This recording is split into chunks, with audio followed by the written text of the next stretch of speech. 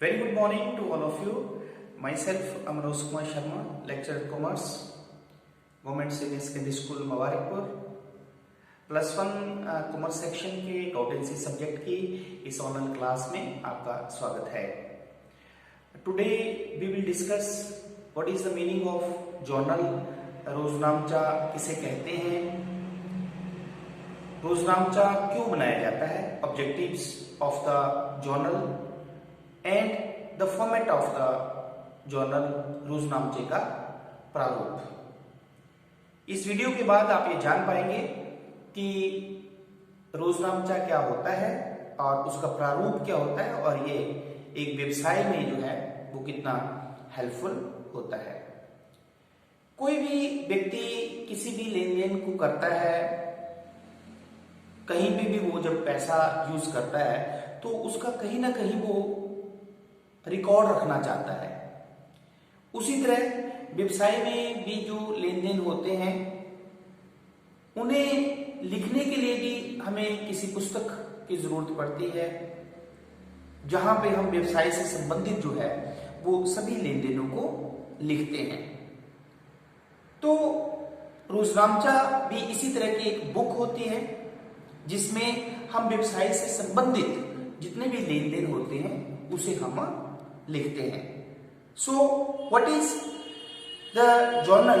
Basically the meaning of the journal is, रोजनामचा जो है वो लेखे की वह पुस्तक है जिसमें वित्तीय लेन देनों के दोनों पक्षों का डेबिट एवं क्रेडिट रूप में प्रारंभिक लेखा तिथि अनुसार किया जाता है।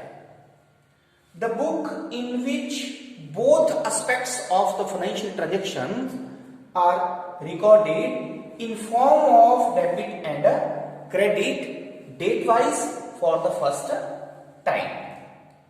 इसका मतलब क्या हुआ कि रोजनामचा किसी भी व्यवसाय की वह पुस्तक होती है जिसमें उसके सभी वित्तीय लेन देन जो होते हैं उसके दोनों पक्षों का, दो पक्ष मीन डबल एंट्री सिस्टम के अनुसार प्रत्येक लेन देन के दो पक्ष होते हैं, एक पाने वाला होता है, एक देने वाला होता है।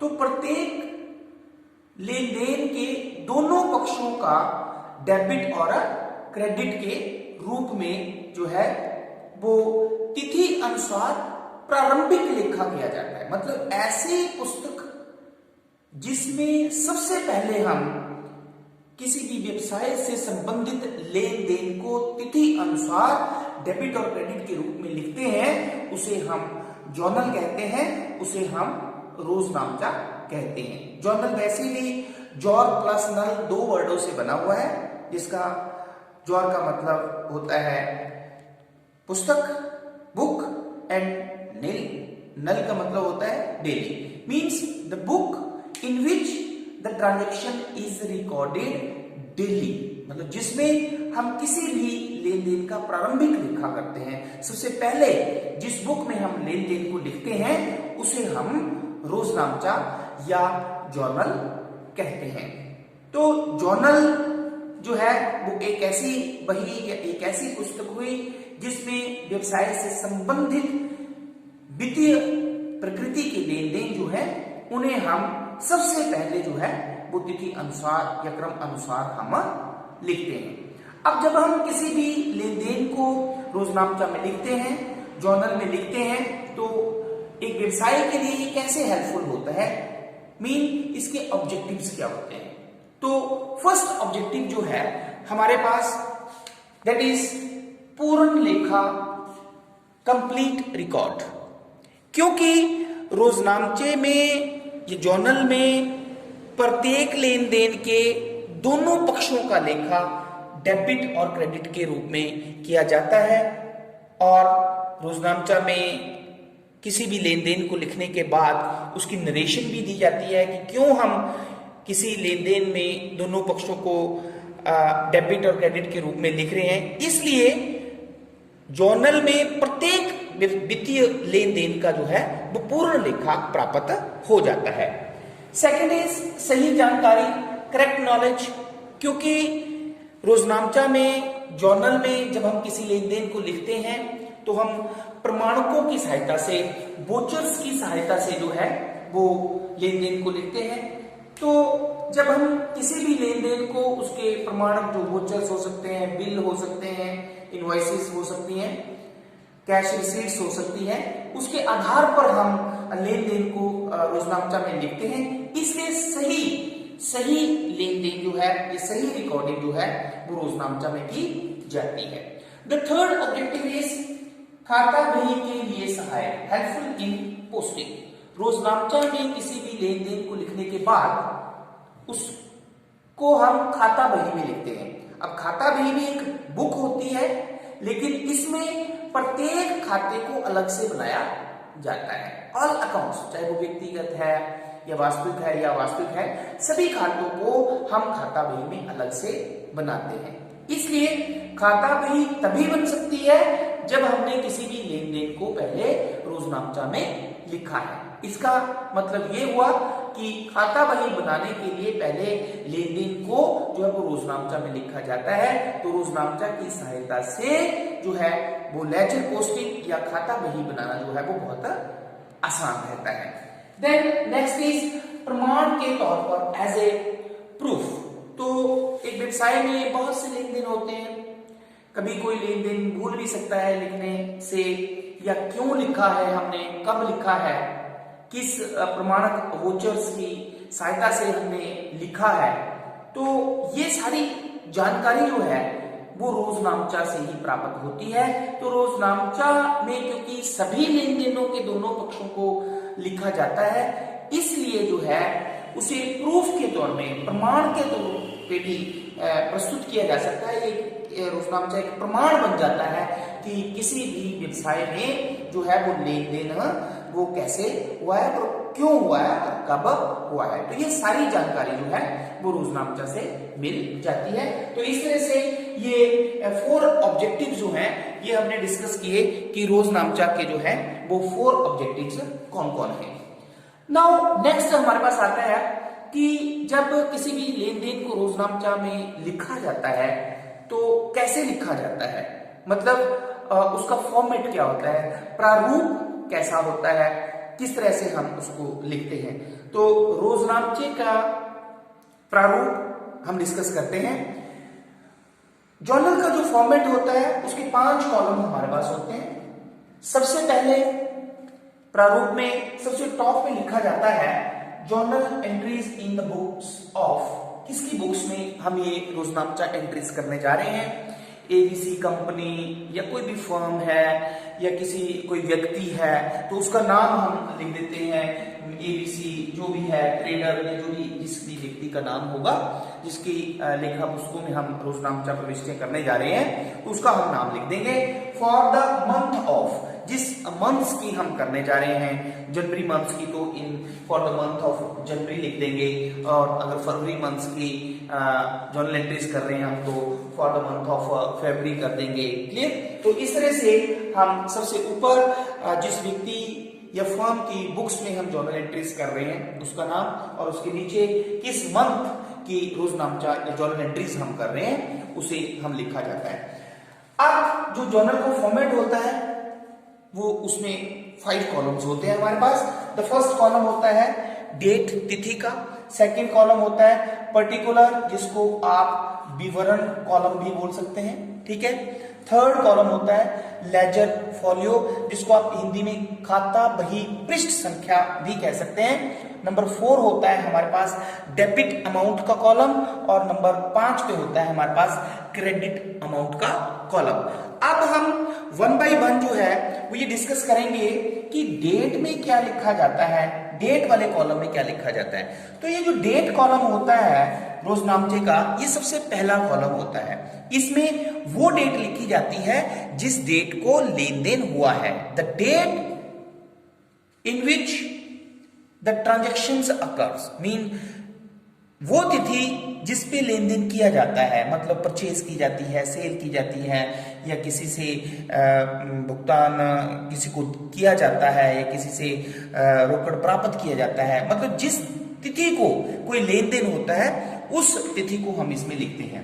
अब जब हम तिथि को लिखते हैं तो कुछ बातें हमने ध्यान में क्या रखनी होती हैं। सबसे पहले हम ईयर लिखते हैं, ठीक है, जैसे 2020 ईयर लिखते हैं सबसे पहले, क्लियर।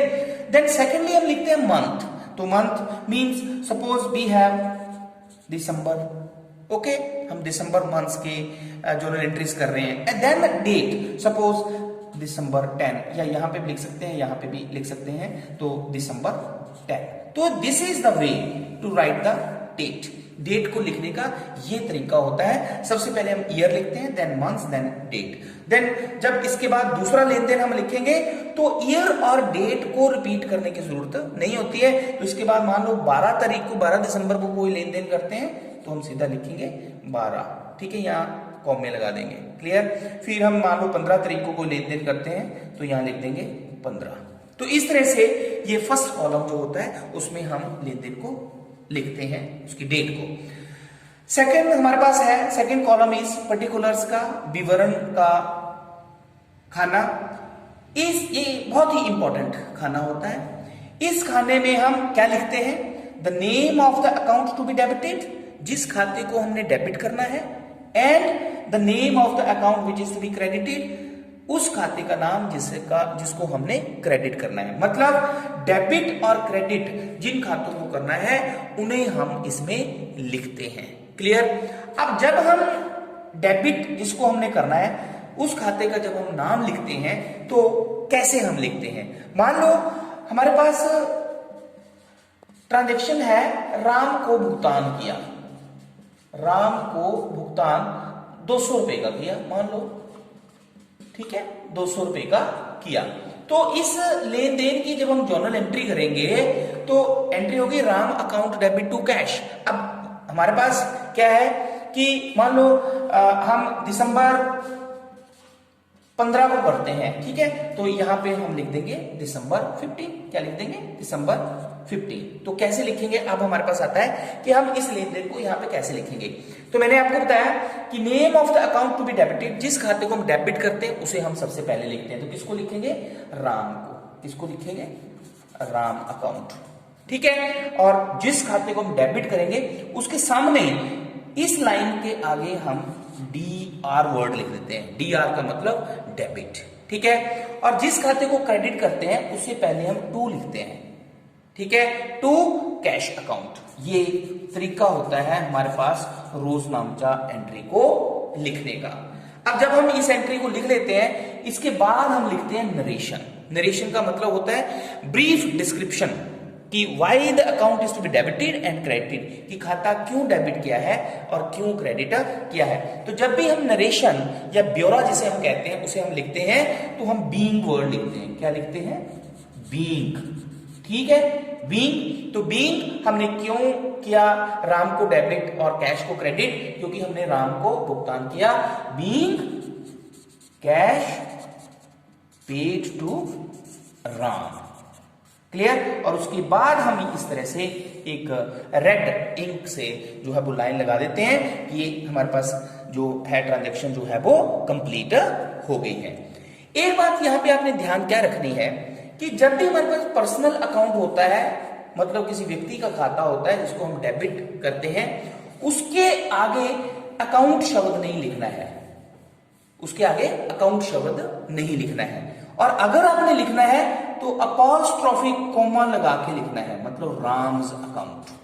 इसको आप ऐसे भी लिख सकते हैं या इसको आप लिख सकते हैं अकाउंट ऑफ राम। क्या लिख सकते हैं, अकाउंट ऑफ राम। तो क्लियर कर लेना है आपने यहां पे, इसको दो तरह से आप लिख सकते हैं, या तो अकाउंट ऑफ राम लिख सकते हैं, ये भी ठीक है, या राम्स अकाउंट मतलब apostrophe comma S Ram's account करके आप इसको लिख सकते हैं। और जिस खाते को आपने क्रेडिट करना है उसके आगे टू वर्ड जरूर लिखना है आपने। टू का मतलब क्रेडिटेड, क्लियर, उसको आपने उसके आगे आपने टू लिखना है। मतलब लेन देन को कैसे लिखा हमने, और इसको हम पढ़ेंगे कैसे, Ram's account debit to cash account. इसको हम कैसे पढ़ेंगे, Ram's account debit to cash account.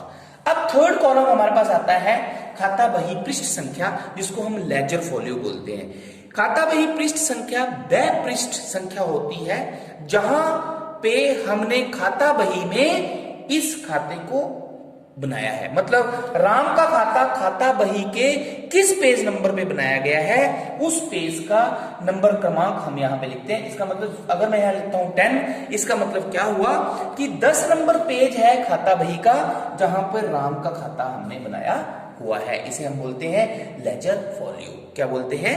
Ledger folio, खाता बही पृष्ठ संख्या। देन डेबिट अमाउंट कॉलम और क्रेडिट अमाउंट कॉलम। तो डेबिट अमाउंट कॉलम में जिस खाते को हमने डेबिट किया है, कितनी राशि से डेबिट किया है, उसका अमाउंट लिखेंगे। जैसे अभी हमने एग्जांपल लिया कि राम को कितने पैसे दिए हमने, 200 रुपए। तो जिस खाते को डेबिट करना है उसकी राशि डेबिट कॉलम में लिखी जाती है, और जिस खाते को हमने क्रेडिट करना है, तो कैश को हमने क्रेडिट किया, उसकी राशि क्रेडिट कॉलम में लिखी जाती है। किस में लिखी जाती है? क्रेडिट कॉलम में। क्लियर? तो मतलब इस खाते में डेबिट अमाउंट खाते में हम जिस खाते को डेबिट करना है उसकी राशि, और क्रेडिट अमाउंट कॉलम में जिस खाते को हमने क्रेडिट करना है उसकी राशि को लिखा जाता है। क्लियर? तो आज के इस वीडियो में हमने रोजनामचा किसे कहते हैं, जर्नल किसे कहते हैं, जर्नल के ऑब्जेक्टिव्स क्या हैं, ये क्यों बनाया जाता है, और जर्नल का फॉर्मेट, प्रारूप कैसा होता है, कैसे हम किसी लेन देन को इसमें लिखते हैं, तो ये हमने डिस्कस किया है। तो आई होप कि इस वीडियो के माध्यम से आप रोजनामचा का प्रारूप, रोजनामचे का अर्थ और उसके ऑब्जेक्टिव्स जो हैं वो समझ गए होंगे। Thank you very much.